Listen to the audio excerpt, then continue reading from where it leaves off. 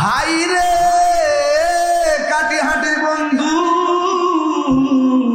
ও উদালিয়ার বাবারা, হাজারির বাবা, আল্লাহ বলে আমি মোমেনের জান কিনেছি, মোমেনের মাল কিনেছি, কিসের বিনিময়ে?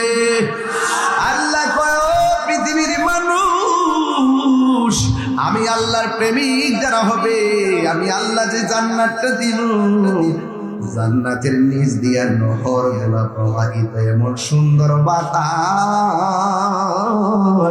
এই বাতাসটা লাগলে আশেকের মনে প্রেমের ধুলা লাগে। ও ভান্ডারি আল্লাহ আকবার কোনটা কি লেখা? আরে ঘুমায় রয়েছেন কি লেখা? হাত তুলে কোন আল্লাহু আকবার। বেজার হইতেছেন আমার কথা? ওলি আল্লাহর চরণে যাওয়ার দরকার আছে না নাই?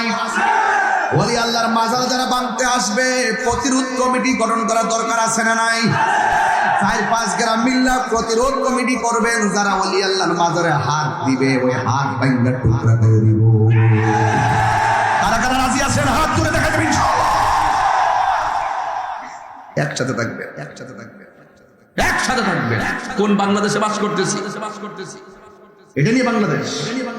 14 দিন পরে কবর থেকে লাশ তুলে লাশের গায়ে আগুন ধরাই দাও, এটা বাংলাদেশ? এটা নাকি ধর্ম? যে একবার অন্যায় করছে বিচার হবে আদালতে, মারা যাওয়ার পরে বিচার করবে আল্লাহ। তুমি কবর থেকে উঠে 14 দিন পরে লাশের গায়ে আগুন ধরাই দিয়েছ, তুমি 90টা মাজার ভেঙে দিয়েছ, তুমি বলতেছ একটা ভোট দিলে 1000 কোটি মানুষ নামাজ পড়লে যেই সওয়াব হবে ওই সওয়াব হয়ে যাবে। এইরকম বাটপারি কথা, মুনাফিকি কথা বন্ধ করো।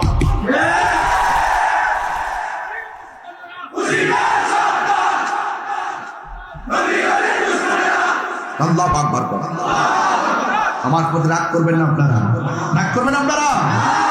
অনুরোধ করে বলবো, এই দেশ আউলিয়া কেরামের দেশ, বিচার আসমানি ফাইসালা হচ্ছে কিন্তু ইনশাআল্লাহ। অপেক্ষা করেন। ইন্নাল্লাহা ইউমাহিলু ওয়া লা ইয়ামহুল, আল্লাহ ছাড় দেয় কিন্তু ছেড়ে দেয় না। বিচার হবেই হবে, কথা বলেন ঠিক কি না বলেন? এটা আল্লাহ পাক নিজে বলছেন, মান আদালি ওয়ালিয়ান ফাকাদ আযানতুহু বিল হারবে। যারা ওলি আল্লাহর বিরুদ্ধে কথা বলে তাদের বিরুদ্ধে ডাইরেক্ট আল্লাহর ফয়সালা হলো, যুদ্ধ ঘোষণা, কথা বলেন ঠিক কি না? তাইলে জান্নাতে যাইতে চান কারা কারা হাত তুলে দেখাবেন ইনশাআল্লাহ। হাত নামিয়ে আওয়াজ করে বলেন ইয়া রাসূলুল্লাহ। নামাজ পড়েছেন, কবুল হয়েছে কিনা জানেন?